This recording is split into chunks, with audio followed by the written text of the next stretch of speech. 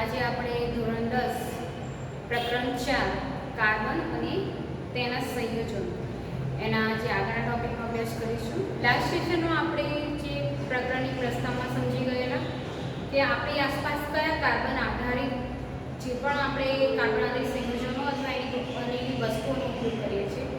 ત્યારબાદ આયન સંયોજનો અને કાર્બનીય સંયોજનોના ગુણધર્મો કેવી રીતે અલગ પડે છે એ પણ આપણે સમજી ગયા. કાર્બનમાં સહસંયોજક બંધ કેમ રચાય છે, બરાબર, તેની માહિતી મેળવી હતી. ત્યારબાદ સહસંયોજક બંધનો પહેલો પ્રકાર એકલ બંધ. આપણે એમાં એકલ બંધમાં બે ઉદાહરણો જોઈ ગયા, હાઇડ્રોજન પરમાણુ અને ક્લોરીન પરમાણુનું ઉદાહરણ જોઈ ગયા હતા. હવે આપણે દ્વિબંધ બંધ વિશે માહિતી મેળવીશું. સહસંયોજક બંધનો બીજો પ્રકાર દ્વિબંધ. દ્વિબંધ સહસંયોજક બંધ.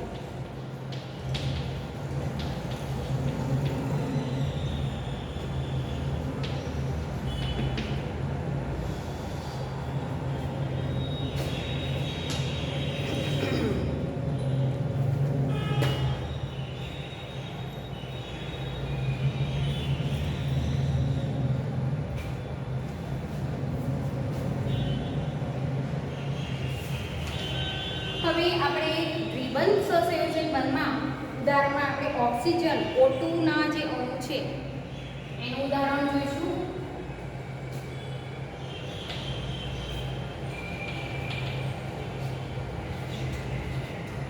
હવે ઓક્સિજનનો પરમાણુ ક્રમાંક કેટલો છે ભાઈ?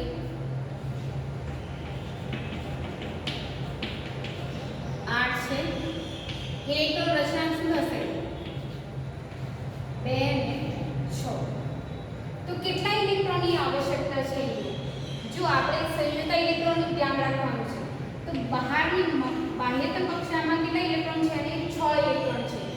તો શું કરશે, જ્યારે ઓક્સિજન O2 અણુ બને છે ત્યારે હવે એ પોતાની બાહ્યતમ કક્ષામાં સ્થિર કક્ષા પ્રાપ્ત કરવા માટે એને કેટલા ઇલેક્ટ્રોનની આવશ્યકતા છે? 2 ઇલેક્ટ્રોનની આવશ્યકતા છે. જો 2 ઇલેક્ટ્રોન મળી જાય એટલે 8 થઈ જાય તો પોતે સ્થિર કક્ષા પ્રાપ્ત કરે છે. તો અહીંયા ઓક્સિજન O2 માં શું થાય છે કે ઓક્સિજન અણુમાં ઓક્સિજનનો એક પરમાણુ બીજા ઓક્સિજનના પરમાણુ સાથે બે ઇલેક્ટ્રોનની ભાગીદારી કરે છે. કેવી રીતે જોઈએ? ચલો આપણે એનું બીનું પણ બતાવી દઈએ. જો ઓક્સિજન, આ ઓક્સિજનનો એક પરમાણુ અને આ ઓક્સિજનનો બીજો પરમાણુ, પછી ઓક્સિજન બતાવી દેવાનું. ઇલેક્ટ્રોન રચના આપી એના બાહ્યતમ કક્ષાના ઇલેક્ટ્રોન બતાવવાના છે. જ્યારે પણ તમે બિંદુ નિરૂપણ કરો બાહ્યતમ કક્ષાના ઇલેક્ટ્રોન બતાવવાના છે. 6 છે. 1 2 3 4 5 અને એ ચલો આપણે અહીંયા 6 થઈ ગયા. એવી રીતે અહીંયા હવે બાહ્યતમ કક્ષામાં બે ઇલેક્ટ્રોનની આવશ્યકતા છે. તો ઓક્સિજનનો એક પરમાણુ ઓક્સિજનના બીજા પરમાણુ સાથે 2 ઇલેક્ટ્રોનની ભાગીદારી કરશે. તમે જેમ હાઇડ્રોજનમાં બતાવ્યું એવી રીતે પણ અહીંયા બે ઇલેક્ટ્રોનની ભાગીદારી થાય છે.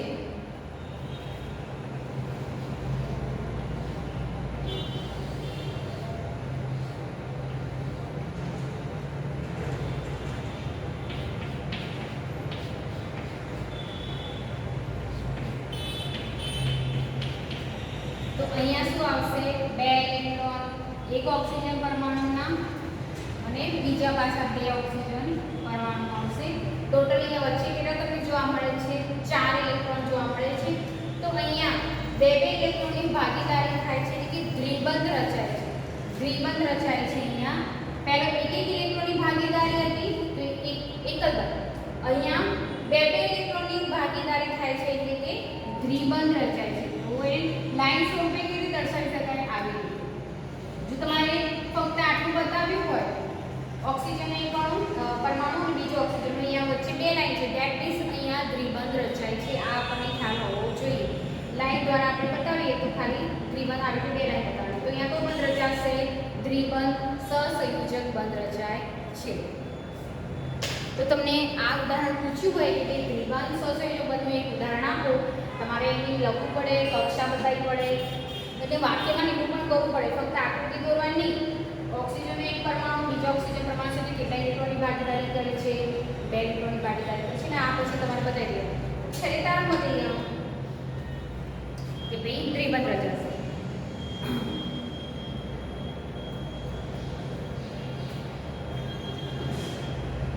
હવે દ્વિબંધનું આપણે એક ઉદાહરણ જોઈ લીધું. હવે નાઇટ્રોજનનું એક આપણે ઉદાહરણ જોઈશું જે ત્રિબંધનું ઉદાહરણ આવશે. બરાબર, નાઇટ્રોજનની પરમાણિક ક્રમાંક કેટલો છે? 7 છે.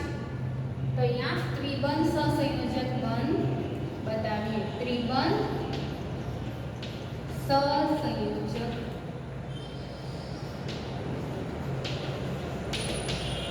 એમાં N2 અણુ નાઇટ્રોજનનું પરમાણિક ક્રમાંક 7. ઇલેક્ટ્રોન રચના શું થશે? 2 5 થશે.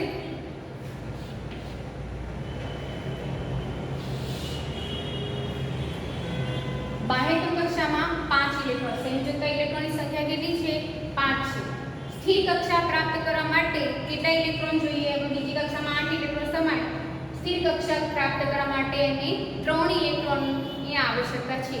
તો N2 અણુમાં એટલે કે નાઇટ્રોજનના અણુમાં એક નાઇટ્રોજન પરમાણુ બીજા નાઇટ્રોજન પરમાણુ સાથે 3 ઇલેક્ટ્રોનની ભાગીદારી કરશે. 3 ઇલેક્ટ્રોનની.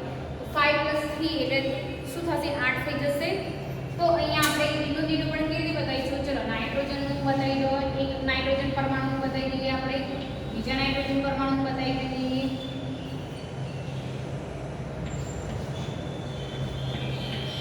રાઉન્ડ તમે મારી પાસે પરિકર હોય અથવા નાની બંગડી હોય તો દોરી શકાય છે. બરાબર, બંગડી દ્વારા પણ તમે દોરી શકો. તો 5 બાહ્યતમ કક્ષામાં 5 છે. બતાવી દઈએ.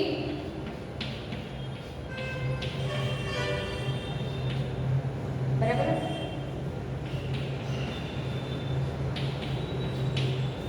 તો 5 ઇલેક્ટ્રોન છે. તો બાહ્યતમ કક્ષામાં સ્થિર કક્ષા પ્રાપ્ત કરવા માટે 3 ઇલેક્ટ્રોનની આવશ્યકતા છે. તો n અને n વચ્ચે 3 ઇલેક્ટ્રોનની ભાગીદારી થશે. તો શું કરવાનું?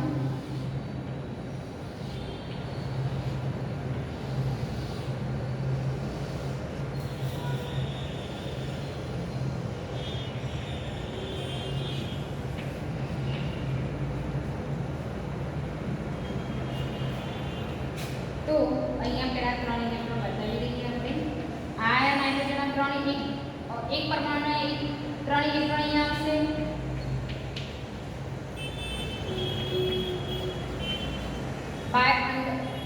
બાહ્યતમ કક્ષા 5 છે. 3 ઇલેક્ટ્રોનની ભાગીદારી થાય છે. 3 ઇલેક્ટ્રોન એક નાઇટ્રોજન પરમાણુના આ બીજા નાઇટ્રોજન પરમાણુના 3 ઇલેક્ટ્રોન અને અંદર વધે છે કેટલા? 2 ઇલેક્ટ્રોન તો છે. 5 એટલે આ તો 2 એમાંથી 3 અહીંયા આપણે બતાવી દીધા. 2 તો બતાવવા પડે ને અંદર. 2 અહીંયા બતાવો. તો અહીંયા 3 ઇલેક્ટ્રોનની ભાગીદારી થાય છે એટલે કયો બંધ રચાશે? ત્રિબંધ રચાશે. કેવી રીતે? લાઈન સ્વરૂપે કેવી રીતે દર્શાવી શકાય?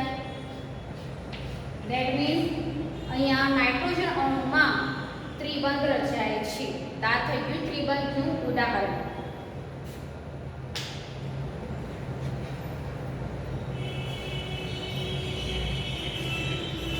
ઓકે, તો 2 નાઇટ્રોજન પરમાણુ વચ્ચે ત્રિબંધનું ઉદાહરણ આપણે બતાવી દીધું.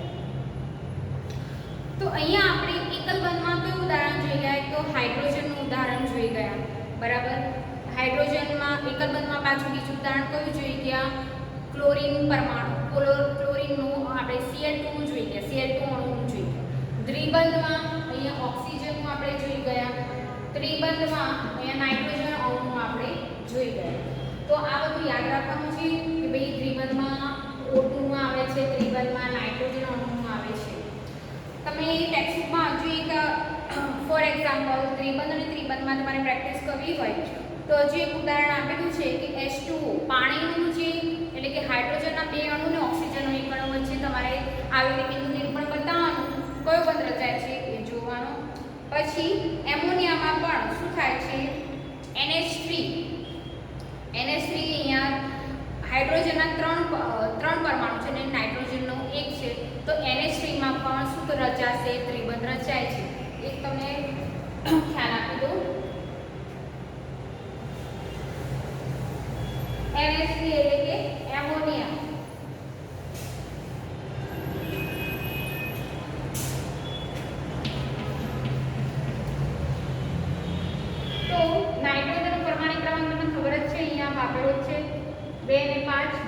7 છે પરમાણિક ક્રમાંક. હાઇડ્રોજનનો પરમાણિક ક્રમાંક કેટલો છે? હાઇડ્રોજનનો પરમાણિક ક્રમાંક 1 છે.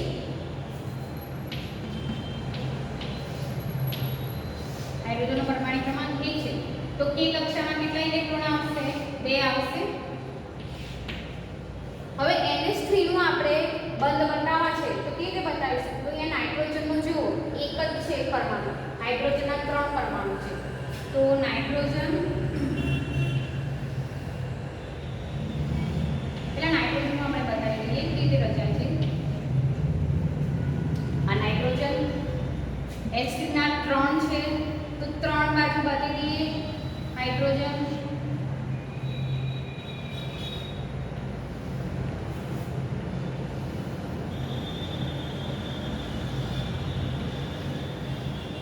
આ થઈ ગયા હાઇડ્રોજન.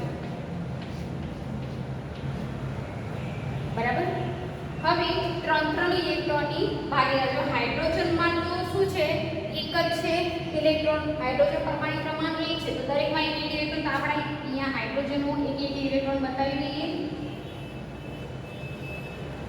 અને પોતાની હાઇડ્રોજનમાં બાહ્યતમ કક્ષામાં કેટલા ઇલેક્ટ્રોન જોઈએ છે? 2 ઇલેક્ટ્રોન જોઈએ. એટલે બધું એક એક ઇલેક્ટ્રોન જોઈએ. તો અહીંયા H હાઇડ્રોજનનો 1 છે તો બીજો નાઇટ્રોજનનો 1 લેશે એટલે પોતાની સ્થિર કક્ષા પ્રાપ્ત કરશે. અહીંયા પાછું નાઇટ્રોજનનો 1 લેશે ઇલેક્ટ્રોન. અહીંયા પણ નાઇટ્રોજનનો 1 ઇલેક્ટ્રોન લેશે. બરાબર. હવે નાઇટ્રોજનના 3 ઇલેક્ટ્રોન જતા રહ્યા. વચ્ચે બાહ્ય કક્ષામાં 5 છે તો આપણે 3 એક એક ઇલેક્ટ્રોન આપી દીધું બધાને. અંદર કેટલા વધશે? 2 વધશે. તો અહીંયા જુઓ કેટલા બંધ રચાય છે? એક આના વચ્ચે, આના વચ્ચે, આના વચ્ચે ત્રિબંધ રચાય છે. બરાબર. તો અહીંયા પણ શું બતાવશે? ત્રિબંધ. આ પણ એક ત્રિબંધનું ઉદાહરણ કહી શકાય.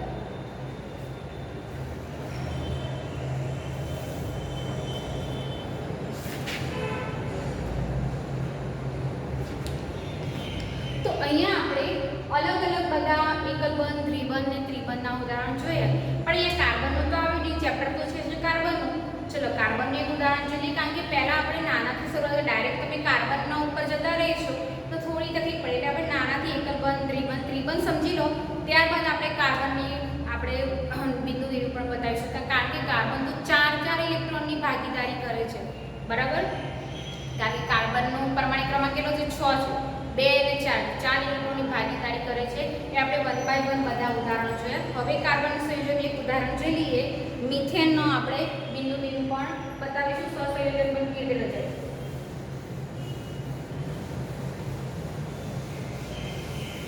હવે તમને એકલબંધ, ત્રિબંધ કેવી રીતે રચાય છે એ ખ્યાલ આવી ગયો છે. એટલે હવે કાર્બન સંયોજનમાં જે બંધ રચાશે તમે ઇઝીલી એને બતાવી શકો.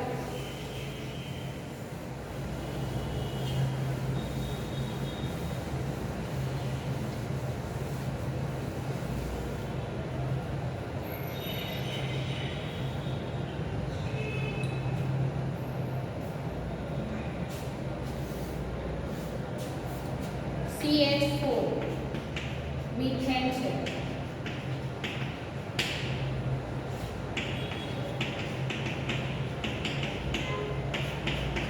કાર્બનનું પ્રમાણ 6, હાઇડ્રોજનનો 1.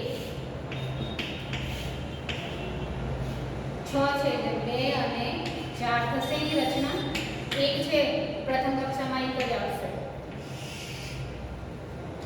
હવે CH4 એટલે કાર્બનનો 1 પરમાણુ અને હાઇડ્રોજનના 4 પરમાણુ પોતે એકબીજા સાથે સંયોજાય છે. તો તમારે સહસંયોજક બંધનું બિંદુ નિરૂપણ આપણે અહીંયા રચના બતાવી છે. કેવી રીતે બતાવીશું? જો કાર્બનનું બતાવી દઈએ આપણે. હવે કાર્બન પોતે 4 ઇલેક્ટ્રોન છે. 4 ઇલેક્ટ્રોનની ભાગીદારી કરે છે. 4 ઇલેક્ટ્રોન 4 ઇલેક્ટ્રોનની ભાગીદારી કરશે. તો અહીંયા હાઇડ્રોજનનો આવી ગયો. કેટલા પરમાણુ છે? હાઇડ્રોજનના 4 છે. બરાબર. તો 4 આપણા હાઇડ્રોજન બધા પડે. આ થઈ ગયું 4 હાઇડ્રોજન.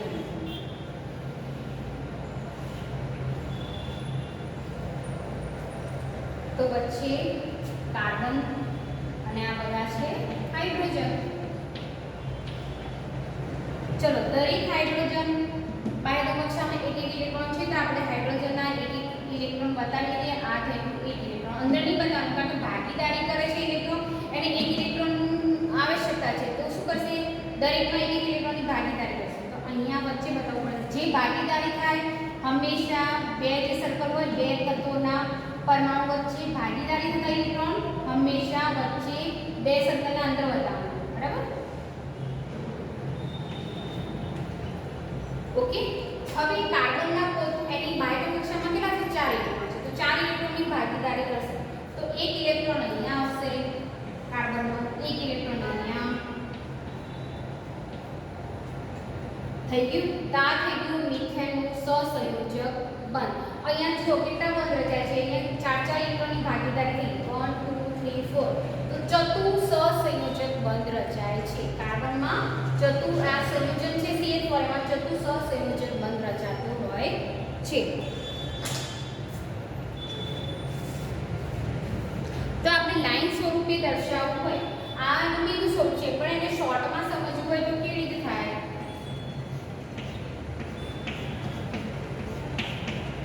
કેમિસ્ટ્રીનું લેશો તમે જો આગળના ધોરણોમાં રસાયણશાસ્ત્ર તો આ પર્ટિક્યુલર આ ખબર હોવી જોઈએ કે આ શું બતાવે છે. આ સહસંયોજક બંધની સંખ્યા બતાવે છે 1 2 3 4 ચતુઃ સહસંયોજક બંધ. ધારો કે આપણે હાઇડ્રોજન હતું તો અહીંયા એકલ સહસંયોજક બંધ હતું. ઓક્સિજન હતું દ્વિબંધ હતું દ્વિબંધ સહસંયોજક બંધ. નાઇટ્રોજન હતું ત્રિબંધ. અહીંયા ચતુઃ સહસંયોજક બંધ આવે છે.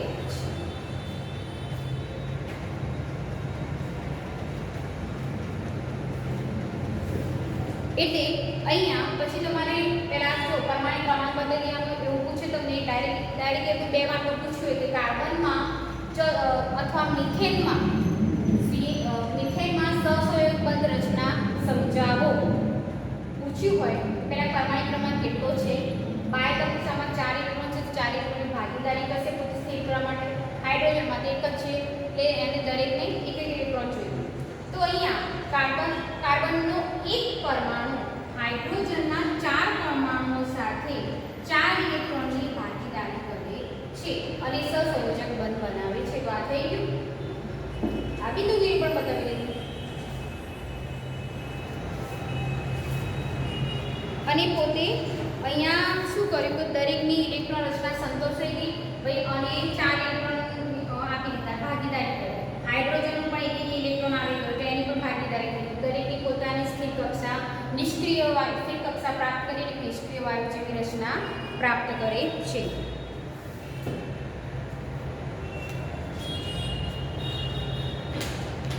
મિથેન એ તમને ખ્યાલ જ છે કે CNG નો મુખ્ય આપણે ઘટક છે કોમ્પ્રેસ નેચરલ ગેસનો બાયોગેસનો મુખ્ય ઘટક કહી શકાય. આપણે આગળના ચેપ્ટરમાં આવી ગયેલું ઊર્જા સ્ત્રોતોમાં બરાબર. CH4 મિથેન એ બાયોગેસનો મુખ્ય ઘટક છે. અહીંયા એટલે કાર્બનમાં કયો બંધ રચાશે ચતુઃ સહસંયોજક બંધ.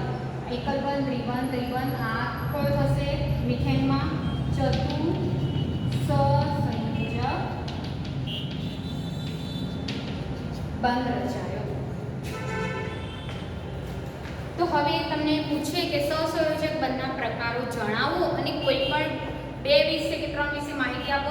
લોંગ ક્વેશ્ચન પૂછાય તમને ખ્યાલ આવવો જોઈએ. દરેકના પરમાણિક ક્રમાંકની રચના બતાવવાની શું થાય છે કેટલા ઇલેક્ટ્રોનની ભાગીદારી છે તમારા વાક્યમાં લખવાનું પછી બિંદુગીરી પણ બતાવવાનું. ઓકે. હવે સહસંયોજક બંધના જે લક્ષણો છે તો કયા આવશે કે તેમના ગલન બિંદુ અને ઉત્કલન બિંદુ કેવા હોય છે નીચા હોય છે. આપણે આગળના સેશનમાં જોઈ ગયા બરાબર ને કે એસિડિક એસિડનું ઉદાહરણ જોયું ઇથેનોલના ગલન બિંદુ ઉત્કલન તેના ઉત્કલન બિંદુ અને ગલન બિંદુ નીચા હોય છે. આ ઉપરાંત પ્રબળ બનતું હોય છે. આપણે કાર્બનના જેટલા બી એટલે કે સહસંયોજક બંધ છે એમાં પ્રબળ બંધથી જોડાયેલા છે પણ આંતર આણ્વીય આકર્ષણ બળ કેવા હોય છે આયનીય સંયોજનો કરતાં નિર્બળ જોવા મળે છે. એના લીધે એમનું આકર્ષણ બળ ઓછું છે એટલા માટે એમના ગલન બિંદુ અને ઉત્કલન બિંદુ નીચા છે. આ ઉપરાંત પરમાણુ વચ્ચે ઇલેક્ટ્રોનની ભાગીદારી થઈને વીજભાર વિહીન કણો ઉદ્ભવે છે. હવે અહીંયા જો આપણે દરેકમાં જેટલા પણ સહસંયોજક બંધમાં જોયા તો એ ઇલેક્ટ્રોનની ભાગીદારી થાય છે. જ્યારે આયનીય સંયોજનમાં શું થતું હતું, એક પરમાણુ ઇલેક્ટ્રોન આપે કાં તો ઇલેક્ટ્રોન મેળવતું હતું, એટલે ધન આયન બને અને ઋણ આયન બને. પણ અહીંયા કેવું થતું જ નથી. શું થાય છે, ઇલેક્ટ્રોનની ભાગીદારી થઈને પોતે નિષ્ક્રિય વાયુ જેવી રચના પ્રાપ્ત કરે છે, એટલે વીજભાર વિહીન કણો ઉદ્ભવે છે. વીજભાર પોતે વીજભાર વિહીન થઈ જાય. વીજભાર વિહીન કણો હાજર હોવાથી પોતે કાર્બનના સંયોજનો કેવા હોય છે, વિદ્યુતના મંદ વાહકો જોવા મળે છે. એટલે જેટલા મોટા ભાગના સહસંયોજક બંધ હોય છે એ કેવા હોય છે, વિદ્યુતના મંદ વાહક હોય છે. એટલે જેટલા પણ સહસંયોજક બંધ હોય એમાં શું થાય છે, પોતે ઇલેક્ટ્રોનની ભાગીદારી કરીને નિષ્ક્રિય વાયુ જે રચના પ્રાપ્ત કરે છે અને વીજભાર વિહીન કણો હોવાને કારણે પોતે વિદ્યુતના મંદ વાહક હોય છે. તો સહસંયોજક બંધના લક્ષણો પૂછાય અથવા ગુણધર્મો તો તમને ખબર હોવી જોઈએ. એક તો એમના ગલનની ઉપરની નીચે આકર્ષણ બળ કેવું હોય છે એ લખી દેવાનું, અને વિદ્યુતના મંદ વાહક કેમ હોય છે, શોર્ટ ક્વેશ્ચન પૂછાય તો તમને ખ્યાલ હોવો જોઈએ કે પોતે ઇલેક્ટ્રોનની ભાગીદારી કરી નિષ્ક્રિય વાયુ જેવી રચના પ્રાપ્ત કરે છે અને વીજભાર વિહીન કણો હોવાને લીધે વીજભાર વિહીન હોય. હવે Na+Cl- છે, તમે એમાં મીઠાને પાણીમાં ઓગાળીને એમાં વિદ્યુત પસાર કરો તો થઈ શકશે, બરાબર. મીઠું એ વિદ્યુતનું શું આવે, એમાં ઇલેક્ટ્રિસિટી પસાર થઈ શકે.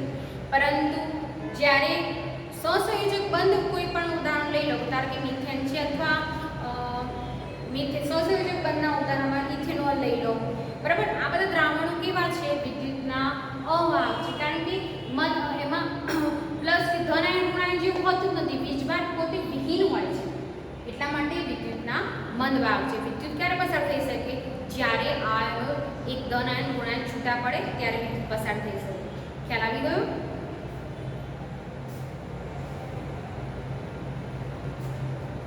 ઓકે. તો હવે આપણે જે કાર્બનના અપરૂપો વિશે થોડી માહિતી મેળવી લઈએ.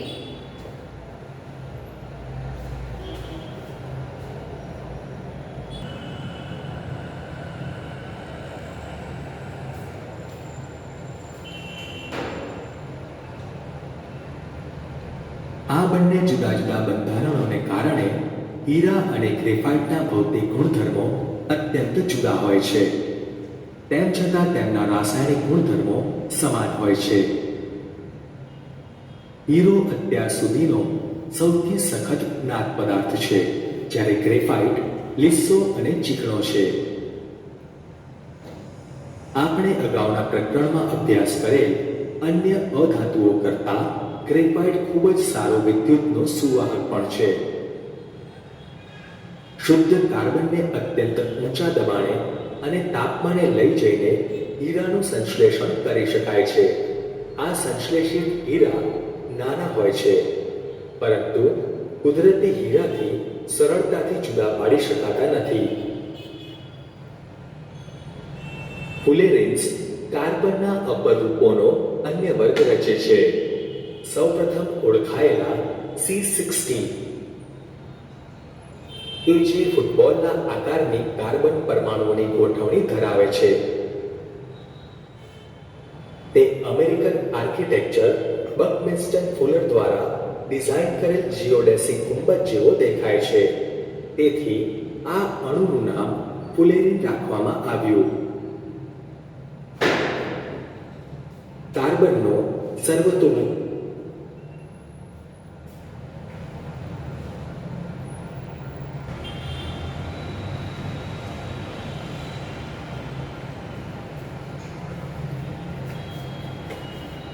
વિદ્યાર્થી મિત્રો, તમે અહીંયા કાર્બનના અપરૂપો વિશે માહિતી મેળવી.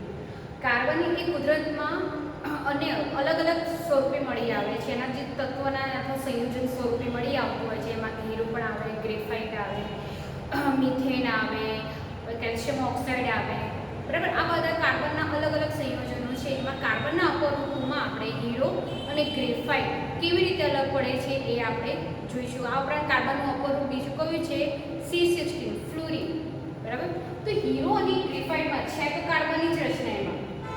હવે હીરો અને ગ્રેફાઇટ બંને કાર્બન પરમાણુમાં બનાવે છે, પરંતુ જે એકબીજા સાથે કાર્બનનો એક પરમાણુ અન્ય કાર્બનના પરમાણુ સાથે જે અલગ અલગ બંધથી રચાતા હોય છે, એના લીધે બંનેના ગુણધર્મો અલગ જોવા મળતા હોય છે.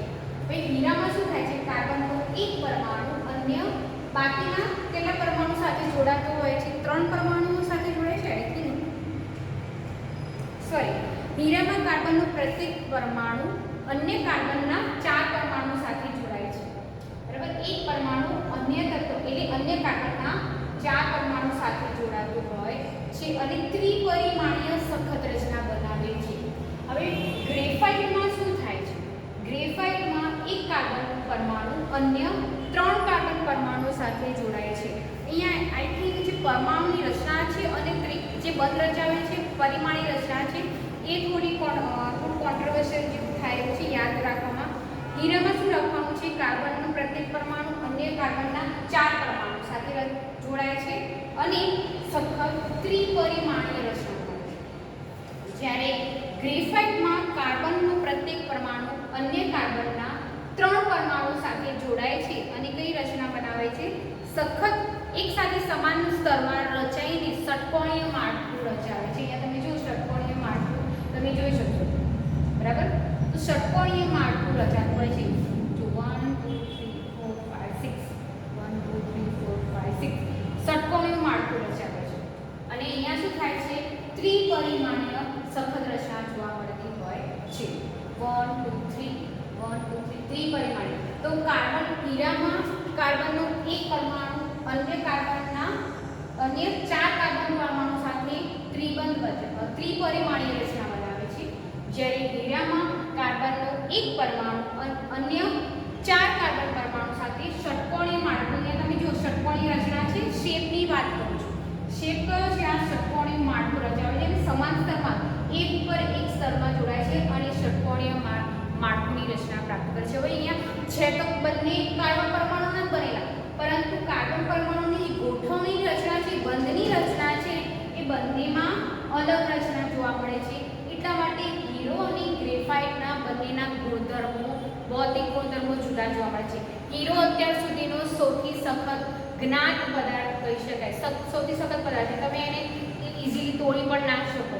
બરાબર, સૌથી સખત પદાર્થ છે. જ્યારે ગ્રેફાઇટ છે કેવો છે? બરડ. તમે ગ્રેફાઇટને તોડી શકાય છે અને ઇઝીલી તોડી શકાય છે અને ચીકણો પદાર્થ છે. એટલે બંનેના ભૌતિક ગુણધર્મો જુદા પડે છે. તો કાર્બનના અપરૂપો સમજાવવું છે તો હીરો, ગ્રેફાઇટ એમાં લખવાનું. અહીંયા ત્રિપરિમાણીય રચના બને છે, અહીંયા ષટકોણીય માળખાની રચના બને છે અને છેલ્લું C60 ફ્લુરીનની રચના આવશે. કાર્બનનું અપરૂપ એ ફૂટબોલના જે ફૂટબોલ તમે જોયો છે એનો શેપ કેવો હોય છે? અંદર જે બને છે રચના એ ફ્લુરીનના માળખાની રચના. જે સૌ પ્રથમ બર્કમિનિસ્ટર આર્કિટેક્ચર જે હતા, ફ્લુરીનના નામ પરથી બર્કમિનિસ્ટર ફુલરના દ્વારા ડિઝાઇન કરેલ જીઓડેસિક ગુંબજ જેવું દેખાય છે.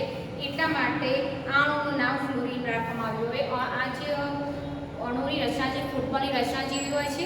આ ઉપરાંત એક આર્કિટેક્ચર હતા જે ફ્લુરીન નામના હતા આર્કિટેક્ચર, એમણે જીઓડેસિક ગુંબજ બનાવેલું. એની રચના આના જેવી હતી, C60 જેવી. એટલે C60નું નામ ફ્લુરીન નામ આપવામાં આવ્યું. એકવાર ફરીથી જોઈ લઈએ એની ફિગર.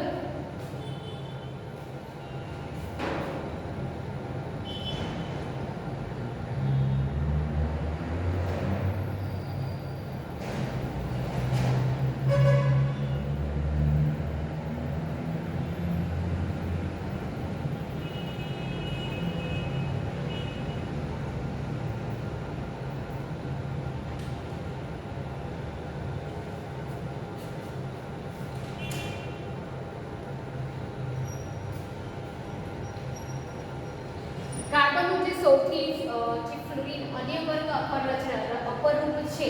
બરાબર, સૌપ્રથમ એ અપરૂપમાં C60નું સૌપ્રથમ ઓળખવામાં આવેલું, જેના આકાર એનો ફૂટબોલના આકારના જે રચના ધરાવે છે. અહીંયા તમે જુઓ આ જે રચના છે અને ફૂટબોલમાં જે આ રચના શેપ આવતો હોય છે બંને સરખી જોવા મળે છે. આ ઉપરાંત જે આર્કિટેક્ચર ફ્લુરીનના નામ પરથી એમને જે રચના બનાવેલી જીઓડેસિક ગુંબજ બનાવેલી એની રચના સેમ આના જેવી જ હતી. એટલે આનું નામ શું નામ આપવામાં આવ્યું? ફ્લુરેન્સ. ફ્લુરેન્સ બોલાય છે. પ્રોનાઉન્સિએશન ફ્લુરેન્સ થાય છે. તો કાર્બનના અપરૂપો જો પૂછાય તો તમને હીરો, ગ્રેફાઇટ અને ફ્લુરેન્સ વિશે આપણે લખવું પડે. ઓકે, તો આજના સેશન માટે આટલું રાખીશું. નેક્સ્ટ સેશનમાં આપણે કાર્બનનો સર્વતોમુખી સ્વભાવ એના વિશે આપણે માહિતી મેળવવાની છે. છે. તો આપણે એકલ બંધ વિશે સમજી ગયેલા. ક્લાસમાં આજે આપણે ત્રિબંધ અને ચતુસંયોજક બંધ વિશે માહિતી મેળવી છે. 1 મિનિટ.